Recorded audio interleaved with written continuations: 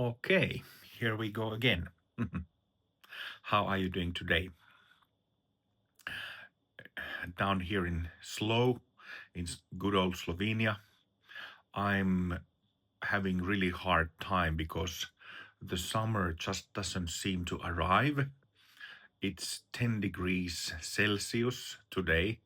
It's mid-May, and yeah, I'm having hard time. Oh, I want to start something new in this tube that I have been planning for many years, actually. And uh, I want to start this series of dialogue, friendly dialogue, based on analysis and constructive criticism, uh, with the hope of um, spreading knowledge, spreading accurate information, and through knowledge and information, helping people with their spiritual paths, with their practice, which hopefully leads to full enlightenment in this life. So, this is just the first video in this constructive dialogue series. There will be others, and we'll start with this one. So, first, see this video of our friend Adyashanti. I don't think there's any direct causality between awakening and anything we do. But I think there's a lot of indirect causality, right? Because if it was direct causality, you just say, do this, this, and this, and like baking cookies. Put the right ingredients in the bowl, mix it up, put it in the oven, and boom, you have awakening. People want that. They want the cookie recipe. We all want that, right? I wanted that. I wanted to be told, like, just tell me the thing, Right. Tell me the magic. Tell me the. So, yeah, like, we all want that, but that's just not the way it works. But there is indirect causes and effect all over the place. So meditation, I think, yes, people have awakenings without any meditation. I've met people that wanted nothing to do with spirituality that had awakenings out of the blue. But 97%, 98% in my experience, they were doing some spiritual practice. Okay, there it was, our friend Adyashanti's view. What he said there is not universally true. And in this series, I will take other examples of other teachers, similar examples where they state something as a universal fact, when it is not universally true, actually. So it always surprises me how people are so confident about these things, as if they had very broad understanding and experience of everything, all practices, all methods that are out there. So,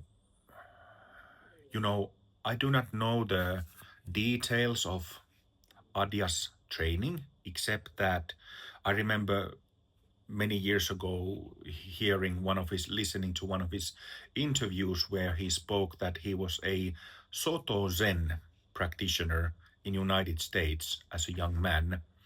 And he trained for a decade, for 15 years, something like this, very, very lots of sitting, lots of Zen meditation. But other than that, I do not know if he has properly trained in any other method. And when I did an AI search of the techniques that he teaches, it didn't seem like there would be any other than the so-called sutra, that he would have other than sutric training. So, in general, from my understanding, it seems like he teaches this recognition of awareness or meditating as awareness. He teaches different types of loving kindness meditations and self-inquiry. And this is not, this is not a full presentation of what he teaches, but this is my understanding based on what AI told me, that his it gives me some quite good sense what he has trained in, what kind of trainings he has done when looking at what he teaches. And that doesn't seem a very broad training based on what he says here about enlightenment or awakening methods. And like I already said, what he says, that there is no direct causality,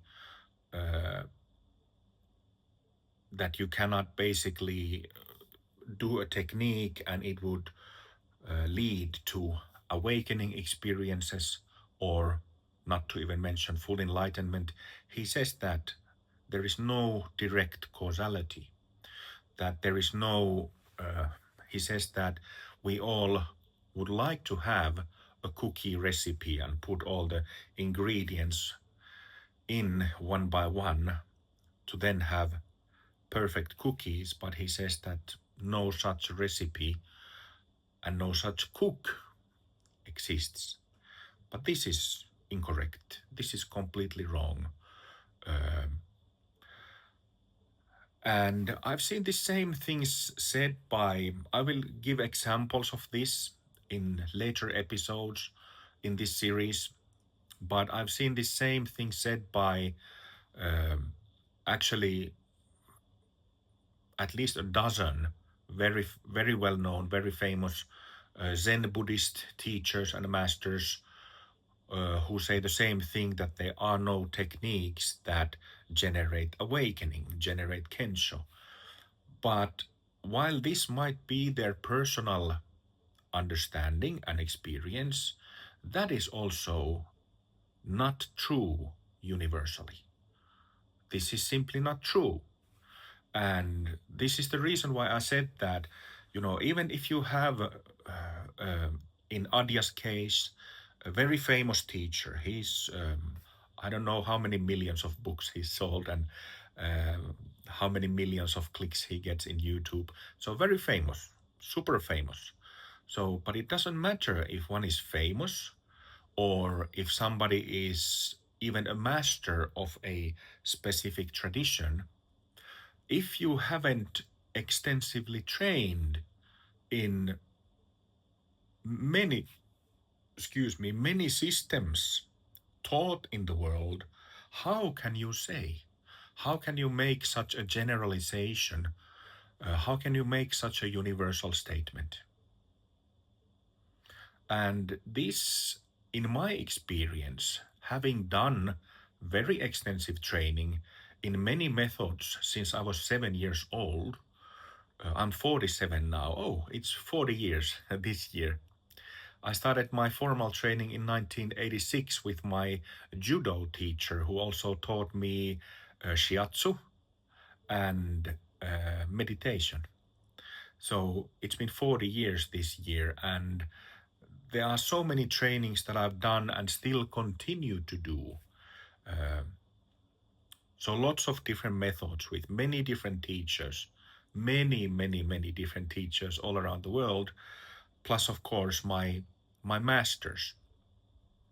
But I can debunk, based on my own experience and training and over 10 years in intensive retreat, and also based on 18 years of being a full-time spiritual teacher who has taught, I don't know, 200, 300 retreats all around the world with hundreds of students, I can say that, Adyashanti, my friend, your view is false.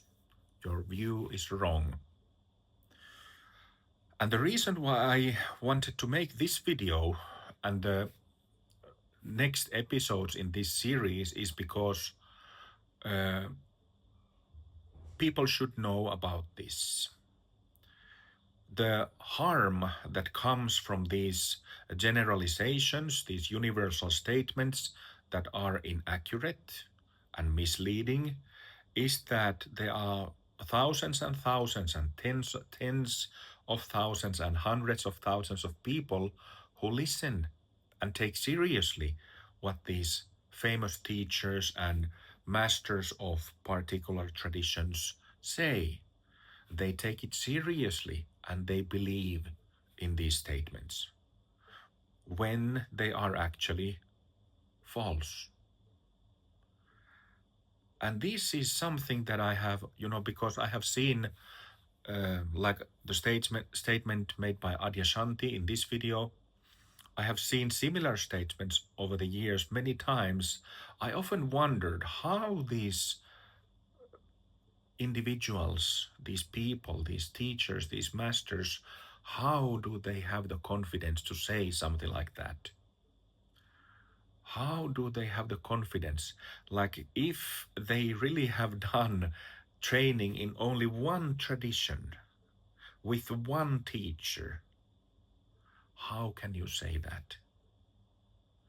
Or if they simply started copying what others say, that there are no exact techniques that generate awakening experience, that there are no exact methods that lead to enlightenment. Hello?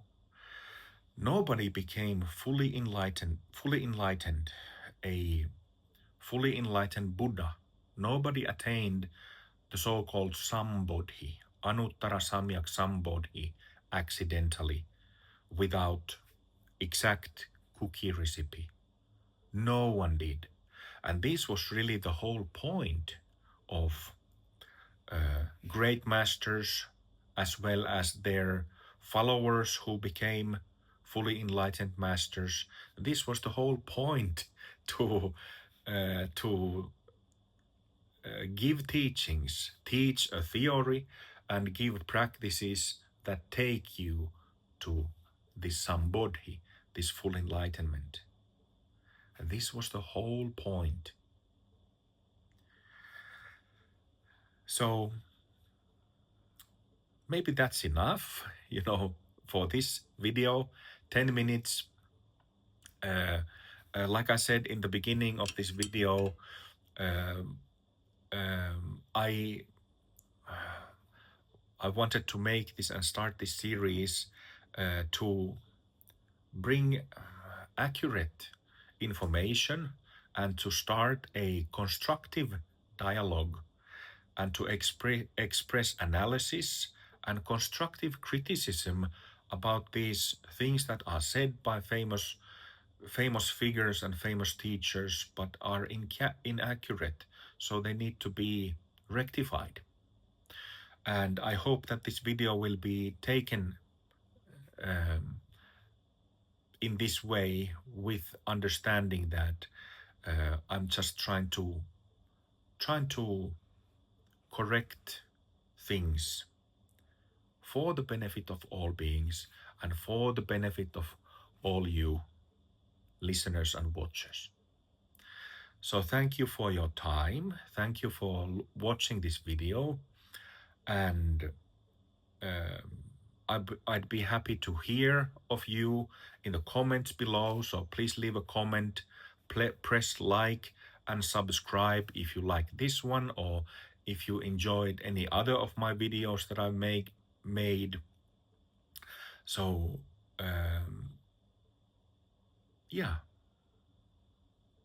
let's make the world of spiritual training, let's really together, let's establish proper standards, because the standards are there, they just need to be established. This whole thing of whole progress of awakening, that leads to full enlightenment, it needs to be properly expressed and taught with all the stages mapped out and with different practices throughout the journey. And this is possible. I know it from my first-hand experience, having founded this open heart method and having been a teacher of this method for 18 years with exact results for so many students of mine. And this is just me talking about our method, the method that I have created, but there are other methods out there.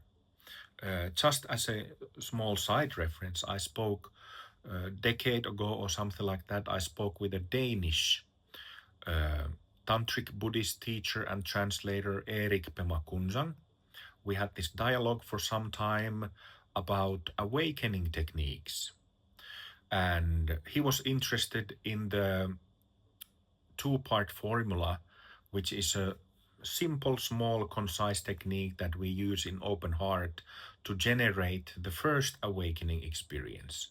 So he was very interested about that, and we had a dialogue about this and related matters for some time.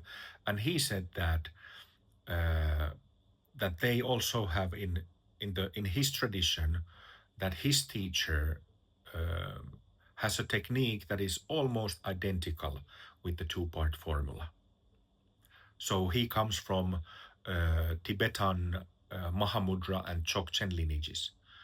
So they also have techniques for generating the first awakening, but also the consecutive awakenings, consecutive shifts. So I just wanted to mention this to clarify a little bit that really this no direct causality, that there is no cookie recipe, it is not universally accurate and valid. Okay, many blessings to you today. I hope you have a really nice day and really nice coming weekend. I'll be busy teaching an open heart instructor course. We have a wonderful group there, and yeah, this is what's gonna take place in my life the past next following days. All right, blessings again, and see you in the next one. Okay.